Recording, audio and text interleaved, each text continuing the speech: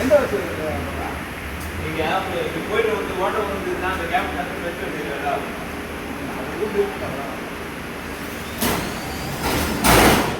219